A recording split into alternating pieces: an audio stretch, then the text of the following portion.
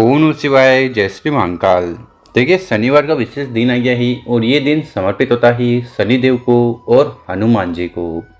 तो आज के इस उपाय में आपको मात्र शहद लेना है, 3 समी के पत्ते लेने हैं और आपको शिव मंदिर चले जाना है। वहाँ जाकर आपको ये विशेष उपाय कर लेना है। उसके बाद आपकी नौकरी में, व्यापार में तरक्की होगी, जीवन में सुख शांति आएगी और धन भी प्राप्ति होगी। तो शिव पुराण का शनिवार का अचूक उपाय ही कैसे करना है हम बताएंगे। उसके पहले इस वीडियो को लाइक कर दें, चैनल पर नए हो सब्सक्राइब कर दें और कम से कम 3 लोगों के साथ व्हाट्सएप पर इस वीडियो को जरूर शेयर करें, उन लोगों की मदद करें। तो जानते हैं पहला वाला उपाय। ये उपाय करने से आपकी जो भी कामना है, इच्छा है, दिल की बात है पूर्ण होने लगेगी।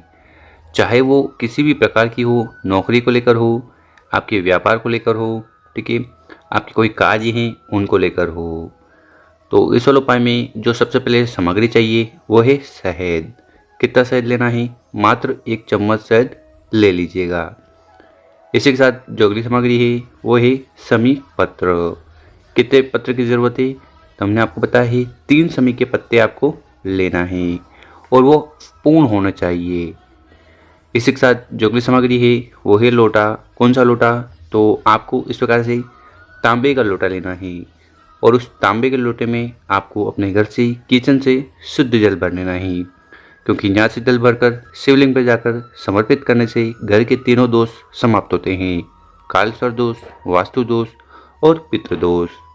तो इस प्रकार से इन सामग्री को इकट्ठा कर महादेव जी के मंदिर चले जाना। कब जाना है? सुबह शाम इस उपाय को कर सकते हो। मंदिर में पहुंचकर आपका चेहरा उत्तर दिशा की तरफ होना चाहिए।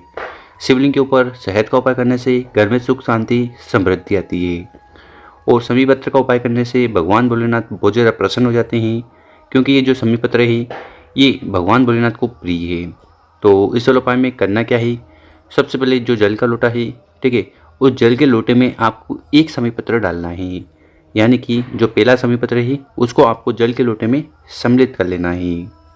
उसके बाद उस जल के लोटे को उठाना है और धीरे धीरे कहकर पूरा जल आपको शिवलिंग के ऊपर उड़ेल देना, पंचाक्षर षडाक्षर मंत्रों का स्मरण करते हुए। और जो बेलपत्र है उसको जो समीपत्र है उसको आपको शिवलिंग के ऊपर इस प्रकार से रख देना है, ठीक है। ठीक इसी प्रकार से जो दूसरा समीपत्र है उसको उठाना है, उसको आपको समर्पित करना है कॉर्नर पर। कॉर्नर पर कहाँ? यहाँ पर जल चढ़ाओगे ना तो वो बहता वो कहाँ से गिरता है? यहाँ से। यहाँ पर आपको दूसरा समीपत्र समर्पित कर देना है। ठीक इसी प्रकार से जो तीसरा वाला समीपत्र है उसको उठाना है, आपको इस शहद वाले में कटोरे में जो भी पात्र है उसके अंदर डालना है और यहाँ पर आपको लेपन तैयार करना है, मतलब कि आपको लेपन कर देना है उस समीपत्र पर, ठीक है। उसके बाद उस समीपत्र को उठाना है। सबसे पहले आपको स्पर्श करवाना है गणेश जी के स्थान पर और जो भी कामना है वो पूर्ण हो जाए उसके लिए प्रार्थना कर लेना है। उसके बाद उस समीपत्र को उठाना है, शहद वाले को आपको स्पर्श करवाना है माता के हस्त कमल पर, पार्वती माता जी के स्थान पर, ठीक है। और आखिरी में उस समीपत्र को शिवलिंग के ऊपर समर्पित कर देना। ओम नमः शिवाय श्री श्यामास्तुभ्यम मंत्रों का स्मरण करते हुए। तो इस प्रकार से आपको शहद और 3 समीपत्र से उपाय कर लेना है और फिर शिवलिंग के पास बैठकर भगवान भोलेनाथ, गणेश जी से और माता पार्वती जी से कामना पूर्ण हो जाए उसके लिए निवेदन कर लेना है। तो शिव पुराण का पहला वाला विशेष उपाय है, इस उपाय को जरूर कर लीजिएगा। अब जानते हैं गुरु जी द्वारा बताया गया दूसरा उपाय। ये उपाय क्यों करना है?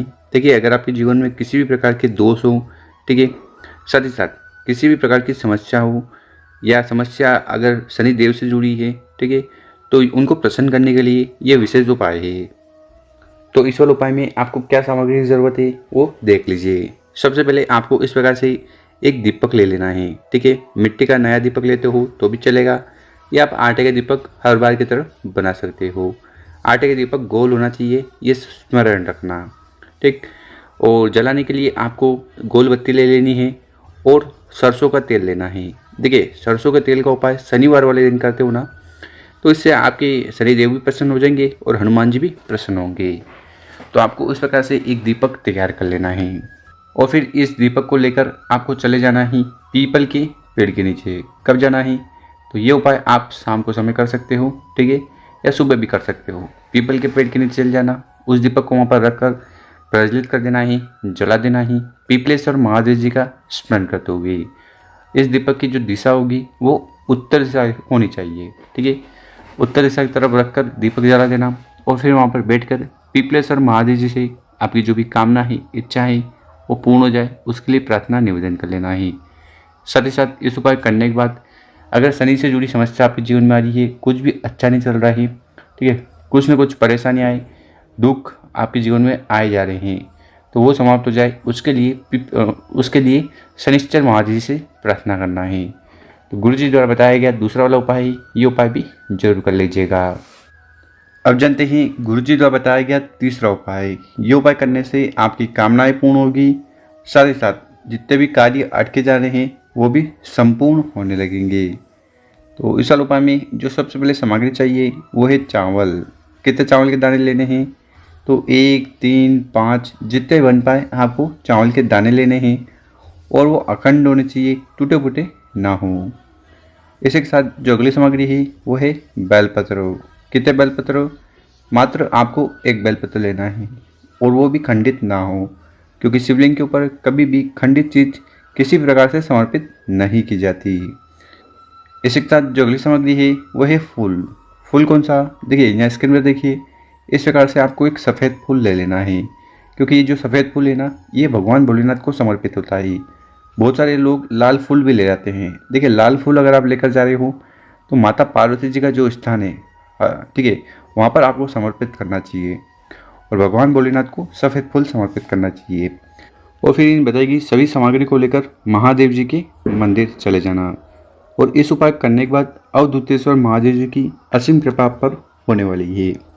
शिवलिंग के ऊपर चावल का उपाय करने से कार्य बनने लगते हैं और अगर आर्थिक स्थिति खराब चल रही है, डावाडोल चल रही है, वो सुधरेगी। बेलपत्र का उपाय करने से भगवान भोलेनाथ प्रसन्न हो जाते हैं, क्योंकि बेलपत्र माता के प्रेम महोत्सव से बने हैं और फूल का उपाय भगवान भोलेनाथ को पसंद करता है। तो इस वाले उपाय में करना क्या है? उस चावल के दाने को जल के लोटे में डाल देना, एक सफ़ेद फूल को जल के लोटे में डाल देना और बेलपत्र को भी सम्मिलित कर लेना। उसके बाद धीरे धीरे कर पूरा जल शिवलिंग के ऊपर समर्पित करना। ओम शिवाय श्री नमस्तुभ्यम मंत्रों का स्मरण करते हुए यहाँ पर जल चढ़ाओगे तो बहता हुआ जरा देर तरफ से नीचे आएगा। इस जल को इकट्ठा कर आपको अपने कंठ, मस्तक और नैनों पर लगा लेना ही और शिवलिंग के पास बैठकर भगवान भोलेनाथ से आपके जो कार्य अटके जा रहे हैं, ठीक है, या जो ऐसी कोई कामना है जो पूर्ण नहीं हो रही है, जीवन में किसी प्रकार के दुख है, समस्या है, ठीक है, जीवन में कुछ अच्छा नहीं चल रहा है, तो ये सारी समस्या समाप्त हो जाए, कामना पूर्ण हो जाए, उसके लिए प्रार्थना निवेदन कर लेना है। तो गुरु जी द्वारा बताया गया बहुत ही अचूक उपाय है। जो उपाय आपको अच्छा लगे, तीनों उपाय में से कोई एक उपाय जरूर करना है। मेरे प्यार दोस्तों, वीडियो अच्छी लगी हो इस वीडियो को 5 लोगों के साथ व्हाट्सएप पर, इंस्टाग्राम पर या फेसबुक पर जरूर शेयर करें।